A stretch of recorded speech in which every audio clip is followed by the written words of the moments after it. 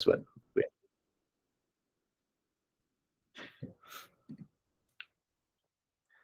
Yeah, now you can see me as well. Perfect. So yeah, this topic, steps to save money in the US. So like in the last class, in the last masterclass, we covered about the first steps before going to the US. Now this particular masterclass is gonna focus on the steps that you're gonna save, steps to save money when you have reached the US. So as a student, like in the last 1.5, 2 years, I've learned a lot of tips and tricks where you can end up saving a lot of money. And I would love to share with you this today. And these things are, you won't find them anywhere in Google, or nobody will tell you like in India. These things are only, learned after being in the US and, taking that experience. So let's get started. About me, if you don't know me very well, I did a master's in economics and finance recently from Boston University. I also did a bachelor's in economics from Delhi University like 4 years back. I worked with OnePlus and Bain and Company in the past. Uh, I'm an incoming investment analyst at a Morgan Stanley subsidiary. In fact, I'm starting my job next week only. Really excited for that. I'm sitting in Denver right now in the US. And I'm a finance content creator working with Neo. And I have like around 50,000 followers on Instagram. I create content around personal finance, education abroad, and general business related news and stuff. You can check me out there. So that's pretty much about me. A long introduction. Let's see. So what we will learn today, I've divided this in three particular groups. How to save money on a daily basis as a student in the US, some tips and tricks to save additional money, and finally some resources for you to help you to save money. Okay, so I will be sharing some resources with you at the end of this meeting, so that you can like take something back from this meeting. And feel free to take screenshots of the pages of the slides, or like write, or like whatever is convenient for you, because I'm pretty sure you will forget a lot of things, and trust me, these are helpful. Okay, these are very helpful. So first thing that we are seeing here today is saving money on groceries. Okay, so groceries is like a day-to-day life thing. You will end up buying them probably every third, fourth day, or every week, say. So first thing I want to tell you is like comparing products between different stores. So it's like when I do grocery shopping in the US, I don't go just to one store and buy everything. Even if the store is like a big supermarket, you will get everything there, but you don't want to shop everything from there, because I tell you what, in different stores in the US, the price of same things are different. Why? Because US does not have a MRP concept like in India. In India, you will find a 20 rupees biscuit for 20 rupees across India. Okay, but in the US, it doesn't work that way.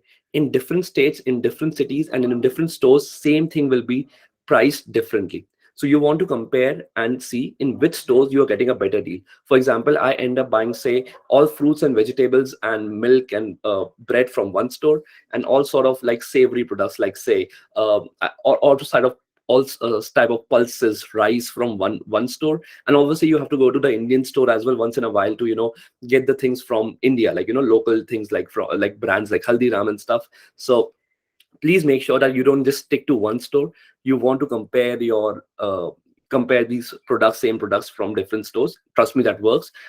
If you see some $10-15 difference in one go every trip, just imagine how much you will save in a 1 year.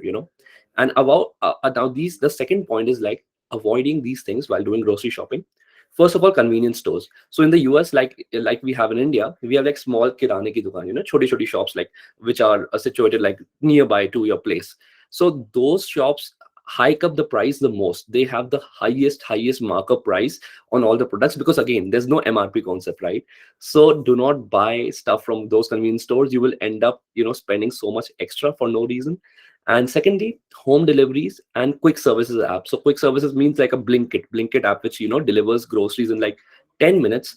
So don't do that as well, because home deliveries are very expensive in the US. And these quick delivery apps, they will say that we have like great offers for you, but trust me, they jack up the MRP of the prices on their app, and you will see that, hey, I'm getting free delivery, why not sit at home and order stuff? But technically, you're paying extra on every product you're ordering, and you don't even realize it. I've noticed it. I've compared it with the store in price. So please avoid these services as well. Don't be lazy. Step outside and do the grocery shopping. Uh, Finally, every store you go to, Walmart, Target, King Supers, Costco, Whole Foods, any store you go to in the US, they generally have a rewards program or like some sort of membership which is free of cost. Okay, so you can enroll in that, and every time you shop you will like say, collect some points or end up saving some money, or paying less because you're a member. So do look into that. I have been a member of Target, King Soapers, so they, every time I go there I end up saving a couple of dollars. But trust me, that totally adds up. Why not? And fifth point here is like exploring dollar stores. So in the US there is a concept of dollar stores, so where you enter and everything in the store is priced as $1. Obviously these stores have like very limited amount of stuff, but trust me, they're still big enough. They have like a lot of things. So what insight which I got from people here is that you don't want to eat stuff from dollar store. Don't buy things that you want to consume yourself from dollar stores, because they might not be the most healthiest, or in the good condition. But still there are like a lot of things like cleaning supplies, stationery, a lot of things like petty things in the house, disposable material that you want to buy from the dollar store. Okay, and last but not the least, always carry a bag. Majority states in the US now have a policy that if you don't bring a bag, you will have to pay like 20 cents or 25 cents per bag, which is not a very wise decision. So please try to always carry a bag, and come on, it's good for the environment as well. It's good habit. So whenever I go to the college, I always have some grocery bags in my bag, because you never know when you might need it. You just never know. So always carry that. So this is it for saving money on groceries. We will move on to the second part. You might have taken a screenshot or like noted something down which you found helpful. Okay, moving on. Yeah, We so I do have one question. So, is the membership for this hyperstore is complimentary, or do we need to pay for the membership? No, as I told you, it's completely free. In majority stores where I have been, it's completely free. They don't even ask your SSN or anything. They just want your name, email address, phone number, normal All address, right. and you get a card or you get a app membership Mm-hmm. for free of cost. All right. Thanks. No problem. Second is saving money on books and stationery. This is a very interesting part, and this is actually a game changer because you can save so much money here. So first of all, carrying these things from India, because stationery in the US is so expensive. In India, we are used to like 5 rupees ka pen, 5 rupees pen, 10 rupees pen, and we're like, oh yeah, that's pretty good. That's pretty good actually. And in the US, you won't find any pen like below $1, and those are not even that good. Like for example, I'm used to writing with gel pens, and you don't get like gel pens in the US very commonly. Okay, so you want to carry some basic station like registers, pens, stapler, tape, scissors, all these things like daily use valley from India, because these are very expensive in the US. And even if you go to a dollar store, you will still pay like 82 rupees for every product, right? And in India, you will get something for like 30, something for 50. So you will end up saving a lot of money as soon as you reach. Second, if you are a book reader, now both academic, obviously you're going to the US to study, but non-academic as well. So for example, if you read novels or like business books or something like that, books are so expensive in India. For example, a book which is 300 rupees in India, the same book would be like $20 in the US. $20 means like 1600 rupees. I don't know what's the reason behind it, but it is what it is. So when you are coming to the US, carry as many books you want to, because like you, if you're a reader, you will miss reading books here, because you will end up not buying a lot of them because they are so expensive. In India, you open Flipkart, you open Amazon, or you go to a metro station, or you buy from a cart. They're so cheap, right? So do that. And about academic books, so like before coming to the US, I saw my curriculum, I saw the books which were prescribed, and I tried to find those books in India. Okay, I ended up just finding one book, so I bought that book and took it to the US with me. I bought it for 500 rupees. The irony is I bought it for 500 rupees. It was available for $65 in the university store. So just imagine like around 5,000 rupees there, and I bought it for 500 rupees. Exact same book. The only difference was the currency was in dollars in there in the book. So there was like numericals. So they used to say dollar, $500 or 10 or like $1,000. And in my book, it was like 1,000 rupees or 500 rupees. That's all. That is all. That's the only difference. Okay. So keep this in mind. Academic books, search them, explore them, and try if you can get some in India. Second, buying from dollar store, which I mentioned earlier. There you will find everything very cheaply for $1, and they have like a wide variety of novels and magazines too. You might not find the one which you are looking to read, but still they have a good amount of variety. You might end up finding something interesting for yourself to pick. Okay. Third, avoiding the university bookstore. Now, this is the place where they recommend you to buy all the books, obviously. But trust me, this is the most expensive place on the campus. They have so much fancy stuff. It's beautiful. It's beautiful. You will end up, enjoying there so much. You see all the merchandise, logos of your university, all color coded and stuff. But trust me, these are the things you don't need. You might want to buy some souvenirs for sure. I'm not like asking you not to do that, but still, uh, compulsive buying is like a very unhealthy thing for your pocket, especially. So don't do that. And the books which you can find outside of the store is best. Obviously, this is the last resort. You will find all the books here which you want, but still, like, try to avoid this place. Trust me, try to avoid this. And also, like, whenever you're going there, try to ask them that, hey, instead of buying this book, can I rent this book for the semester?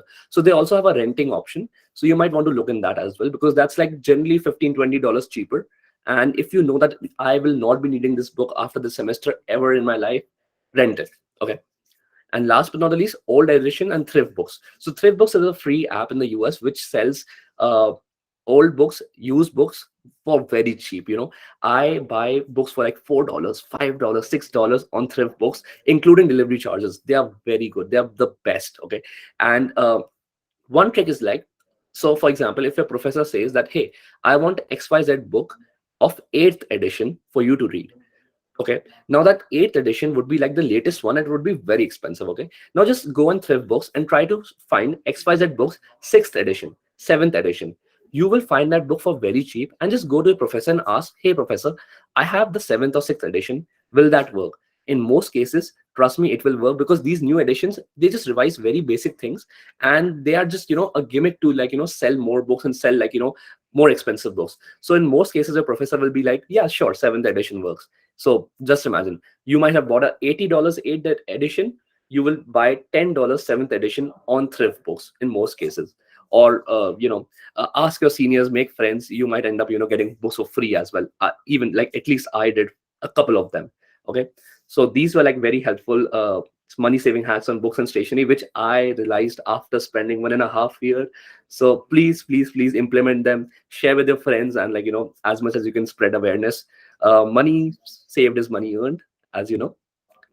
Third part, saving money on traveling in the US. So now, as a student, you obviously, US is a humongous country. It's so big. You will want to travel. It's so beautiful. There's so many things to do. So these are some tricks for you, tips for you to save money while traveling. First of all, avoiding Uber or cab services. In India, when I spend in Uber, like say in Delhi, it's like my bill is like 250 rupees per cab ride. Okay, and that's like $3. Okay, in the US, my average cab fare is like $20, 25, sometimes 30, 40 even. So you get my point, how expensive it is here. Because, like, come on, it's not a labor abundant country, so everything is like really expensive, and it is addictive also. So as a student, because you don't have a car, and public transport is like not the most efficient way to go to places, so you will get addicted. Hey, I order a cab, it comes in 2 minutes, I reach my place in 5 minutes instead of like 30 minutes.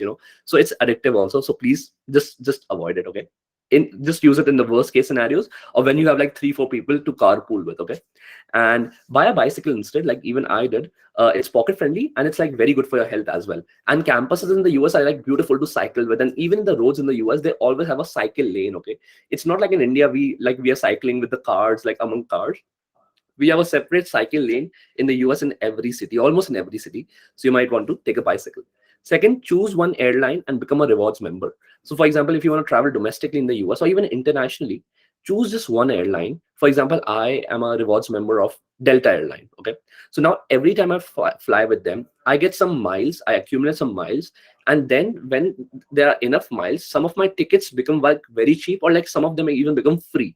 Okay, so choose one airline and stay loyal to them. You will get offers, you will get miles. That's a very good trick to do. Because like a lot of people, they end up like flying with 3-4 different airlines, and if you would have flown with just one, you might have gotten the fourth or the fifth ticket for free. So do that for sure. And there are subsidized public transport cards. So for example, in my Boston city where I studied, we had bus and we had train. Okay, so our university texted us on email that, hey, we are giving a monthly card on a subsidized price if you pay early and enroll right now, like 3-4 months early. So I actually ended up doing that, and I saved like $20 per month for the entire semester. That is like 5 months. So I ended up saving $100. Then what would I have spent if I would have bought it from outside sources like a third party? So you might want to ask your university that, hey, can do you have some subsidized program of public transport or some sort of this thing? If they offer themselves, that's good, but there's no harm in asking as well, you know. So generally, in general cases, they do have. If you go to a city which has public transport, good public transport, because in the US, a lot of cities don't even have a good public transport. Like Boston had a brilliant transport system. Chicago has great. Uh, New York has the best public transport. Not the most like safest and the hygienic, but like the best. Okay. Anyway, so this was a public transport cards. And last but not the least, look for student discounts. So before doing anything in the US, before like, you know, taking any good, any service, just type company's name XYZ student discount, student discount, student discount. Trust me, in 80% cases, you might get a student discount. So for example, for traveling specifically, Amtrak is like a very big train service. It's like, it's not like IRCTC, but it's like a private train service which runs trains across the US. So even they have a student discount service. And you know, majority airlines have a student discount offer where you will get carry-on baggage for free, and bus services. So like a lot of bus services are there in the US, like Peter Pan, R bus. So you will get like student discounts in that as well. So you might want to, like, you know, look into that. So these were the tips and tricks for saving money on traveling in the US. And let's move on to the next part. We are almost touching the end. So now these are some general tips. Okay, these are some mechanisms which I'm going to like go through really quickly with you, because I don't want to get into details, because each one of them can take a lot of time. But these are like really, really helpful. For example, like the first one is like a Warren Buffett's rule. It says, one of my favorite quotes, one of my favorites, not the favorite one, that you should start saving before you start spending. So for example, like as a student, if you get like $1,000 monthly allowance, you might want to keep like 50 or like $100 aside in the on the very first day. So that's like a golden rule. It sounds so simple and underrated, but trust me, we don't do that, and then we regret later. So if you try doing that and just pretend that, hey, now I have this $900 to, like, you know, spend a month with, you will do that. Trust me, you will be successful with it. It's like, you know, luxury has no upper limit. So you have to be kind of frugal when it comes to, like, you know, especially if you are a student, you know. And second thing is like percentage allocation. I have personally practiced this particular mechanism, and it helped for me. So for example, if you get $100, now you want to allocate percentage wise what you're going to spend that on. For example, you say 40% will go in rent, 30% will go in groceries, 20% will go here, 10% will go there. So this way you have a good rough idea that where your money is going, what you're going to do with it, and where you can cut back on some expenses. You are like, hey, I'm spending 20% of my money on just like eating outside. No, I have to do that like a little less, you know. So try doing this. This is a like very good tip. And you might want to, like, you know, make some notes or something, like, you know, do some calculation in the beginning of month and just try to experiment with it, you know.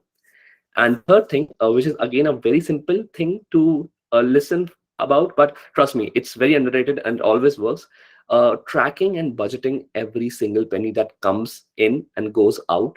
It's like one of the most underrated tips. Ever since I started doing it, I got so, you know, more efficient about managing money. I got a better clarity what exactly am I spending on. And I was like, wait, I spent like $200 last month on restaurants. No, so you don't want to do that, right? So you will end up, you know, getting feedback from yourself, from that, you know, from the app you use or whatever Excel sheet you use to budget your expenses. So trust me, do that. And at the end of the month, you can say, you can see that what exactly is the net amount that you spend. So you get a good idea what exactly are your expenses. And at the end of the year, you can even, you know, sum total all the month's expenses, and you can see, hey, I earned this much, I spent this much went on this much went on that. Like, it sounds kind of nerdy, but trust me, like, I like playing with numbers, and like this things, like, you know, makes me feel more confident with my money. It gives me like more control and more charge. So you might feel the same, I guess. Fourth is, like, you know, getting a credit card in the US. It's not like the simplest thing. You have to first get a social security number for that. And once you have that, you will get a lot of cashbacks and offers. And, you know, it also increases liquidity. For example, like, once you spend anything on your credit card, like once you like charge your credit card for anything, you don't have to pay money instantly. That's the basics of credit cards, right? That you will have to pay, say, after 50 days or like 60 days, you get some like a grace period, right? So yeah, you get like more liquidity for delaying your payments, actual payments. So credit cards is like one of my favorite financial tools ever created in history. So you might want to look in that for sure. There are like a lot of credit cards to choose from. I can recommend you one if you want to know some of them. And fifth is like getting a checking and saving account. So whenever you open a bank account in the US, they will ask you that do you need just checking or checking and saving. So checking account comes with like a debit card, and it has no interest on it. Saving account is the one where there's no debit card and there will be like very little interest on it. So you might want to keep some money in your checking account, so that you can use that in daily expenses, like with a debit card. But in case your debit card gets stolen, so your majority money will be safe in the saving account. You get my point. And at the same time, you need to park your additional saving in saving account all the time, because that's where you can like just pull it out. For example, you tap a debit card, your money gets deducted from the checking account, but saving account is still safe. So I hope you got my point. And so look into that, park your savings there, and do not touch them until unless you totally need them. Okay. And one of the points again is like getting a family plan in the SIM card. So whenever you land in the US, you will need a US SIM. Okay. So there are like a lot of companies to choose from. So for example, when I came here, I got a SIM card which had like everything unlimited, which was for like $36, okay, per month, $36 per month. But because like I ended up adding my friends in my plan, so I added one friend, so 36 got to 34, then I added another person, it got 33, and then I added like another person. So once I had a whole family plan, now it's from 36, now it's now like 28. So I am saving like $8 per month on like this SIM card, which I would have spent like anyway, just because I took some efforts to add people. And whenever you go to the US, you will find a lot of people who are sailing the same boat, who are here for the first time, who recently bought a SIM. So you might want to like group them with you and end up saving like some good money. So it's like $100 difference in a year, which is good enough. And second last is like maximize on campus resources. So every campus will have so many societies, so many clubs to do things. They will offer free, like there's so much merchandise available on the campus. They end up feeding you all the time. There are some desserts, some savory, something or the other happening all the time. So you might follow, or you might want to follow all the Instagram pages, Facebook channels, and talk to your friends, learn about what's happening on the campus. There's something happening all the time. It's so happening. You might want to attend these meetings, or like uh, go on like free trips. Like one of my clubs in my university, they used to take our university students on like hiking trips, camping trips, for very subsidized price. For example, like $5 or $10. Like university used to subsidize them and like pay on like students behalf. So you might want to look in that, like maximize on campus resources. That's like very very helpful advice. And you will realize it yourself when you'll be seeing what's happening here and all. It's like a paradise. It's like a carnival going on a daily basis. And last but not the least, so like there are like a lot of services in the US which requires you to subscribe to them, for example like streaming services especially. So the good part is that you can do a free trial, because a lot of us, like, we do impulse buying. Okay, we want to see one TV show and we're like, okay, let's buy that, and then we forget to cancel that subscription, and that becomes a recurring cost every month. So you might want to take a free trial. For example, a lot of services like Paramount, Hulu, ESPN, and even Amazon Prime, like they have like free trials for people like us. So you might want to look in that. You get 1 month free trial, and you might end up like seeing your whole TV show, and you'll be like, okay, I don't need this app anymore, and you might not spend anything on that app. So this is also like a very good advice to like avoid recurring payments and avoid impulse buying. So these were the saving general tips, which were like outside stationery, groceries, and traveling. These are like general ones. And last but not the least, we are going to some resources for saving money. So the budgeting apps, like I personally love Microsoft Excel is the best, like Google Sheets basically. And Mint is also a very recommended app. It's available both on Play Store and iOS, so you might want to check into that. Like I have used it personally, and it is like very customized, and like it is very organized. So you might want to mix several buckets of your expenses and use this app.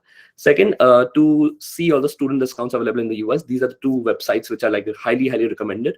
They have all the offers which are going around. You just need your student email ID to make accounts on these websites and get started. Uni Days and Student Beans. Third, US has a very good concept of Facebook groups. So for example, like whenever you move to a new city or new college, just type this on Facebook, and you will find like a lot of groups where you might find cheap stuff, or like people giving away stuff. So these are like groups like say Everything Free Boston City, or Garage Sale Boston, something like that. So these groups are like really helpful. I even end up finding roommates on these groups, and you might find like the perfect things which you need. For example, like once I got a free TV from one of these groups. So I would have spent like $200 on something on it, and I got, because like someone was moving out and they were like giving away this TV. So I was like, yeah, sure, why not? So these Facebook groups are like really helpful. It's they don't work very well in India, because like there's not a very good concept of giving away things or recycling them. But here in the US, it's like very efficient. Fourth, cheap books app. I told you about this earlier. Also, thrift books. It might not be available in India if you search on the Play Store right now, but once you come to the US, it has a green logo. It's like very good. Like one of my favorite apps, honestly. Like I love reading, so that's why. And last but not the least, dollar and thrift stores. So dollar stores, like the two which I know very well, which are the most famous in the US, are Dollar Tree and Dollar General. Dollar Tree is generally inside the cities. Dollar General is generally on the outskirts of the cities. That's their quality. And last but not least, the Goodwill store.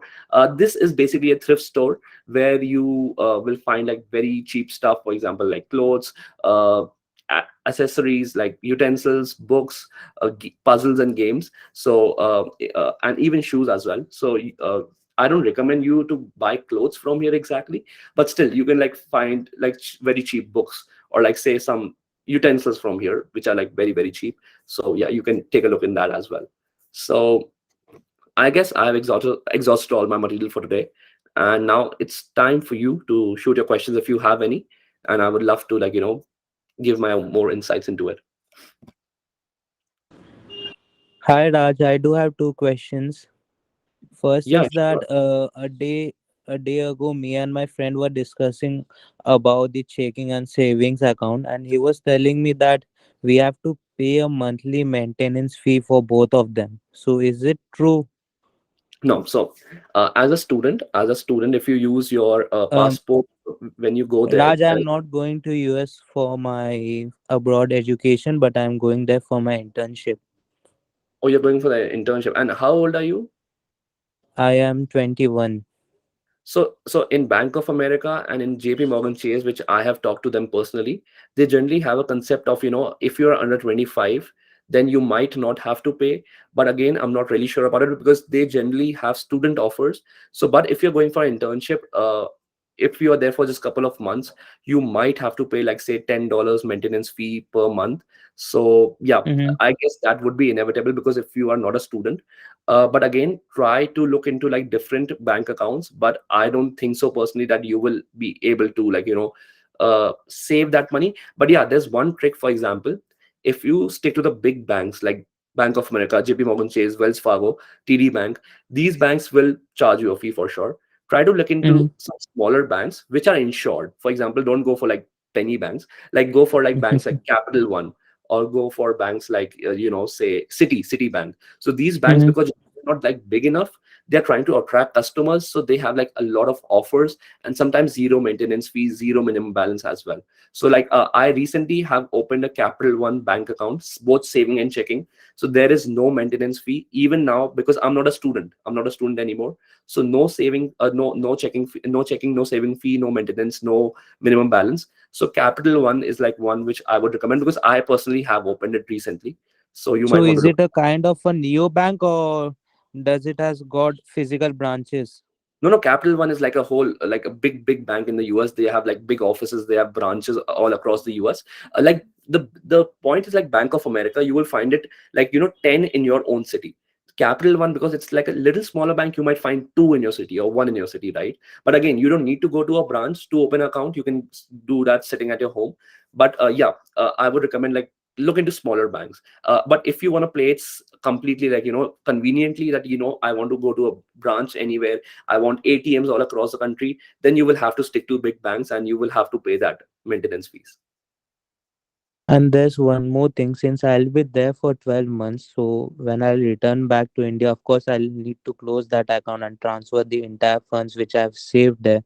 So, will they charge me a sum for closing the account? Closing the account, there's no fees, I'm pretty sure. Even I'm gonna close one of my bank accounts like in coming weeks. I have like three right now. I just need two. So I don't think there's a closing fee. And about your transfer funds to India, if you do a bank transfer, I don't think they should charge you some money. uh, Worst case, if they don't agree, there will be like, 10-20 dollars wire transfer fee, which will be totally worth it, because come on, you are like transferring all your money and to India. So that's okay. But yeah, I don't think there will be any closing fee. But whatever happens is that whenever you go to the US, go to the bank, take an appointment, sit with them, ask all your questions, okay, and choose accordingly. You might want to spend like one day just for like this research, Mhm. but it'll be worth it. And last is, could you just recommend few good credit cards to get in US which has got uh, zero maintenance fee, like zero joining fees, or which has got a very less amount of joining fee? Sure. If you could So just like, recommend. I'm pretty sure because you are going there for work, so you will get your SSN like very quickly. You will have a social security number, because that's what is required to open a credit card in the US. Like, especially you need an address and a social security number. So I will recommend, like, there's a company called Discover. So you might want to DM me on WhatsApp or something. I can refer you for that. Like, you will get like some bonus, like, $100. You will get some $100. I will get some $50 something if you want that. Else, Sure thing. Discover is a company which is like a very good credit card company. I have been using their credit card since day one, like when I came to the US. I recently took another credit card, but as a beginner, as a starting, Discover is very good. They have like, zero annual charges. They have zero APR for first year, no fee when you take the card, and pretty good offers, I believe, like 3% cashback, 5% cashback on certain categories. Pretty good. All right. Thank you so much, Raj. No problem. Anyone else which who has any questions, would love to answer.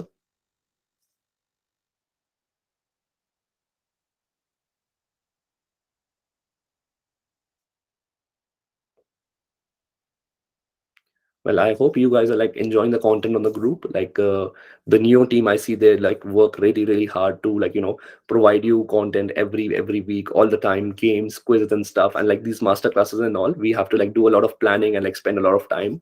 So I hope you are getting value out of it. And like we are working like really hard for the same. And I hope today's masterclass also, like, gave you some clarity, helped you. You got some insights, you learned something, your time didn't go waste. I'm pretty sure like I was able to tell you something new, at least a couple of things. So yeah. And anytime you have any questions, just type on the group, tag me if you have any questions. I will able to like answer you quickly if you tag me especially. So yeah.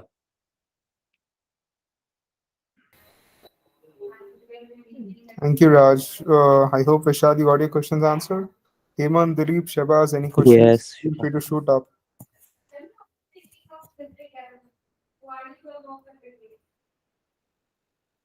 Well, yeah, I guess that's all. चलो ठीक है. Thank you so much, guys. Feel free to ask any questions regarding this class or any other financial hacks on the group. We'll be there to answer you all. Thank you guys, have a good night. Thank you so much, Raj Bhaiya, for the session. No problem, We'll man. ping you up after in some time. Yeah, yeah, whenever you reach the US, feel free to ping me, no problem at all. All right, see you guys. Bye bye. Bye. Thank you.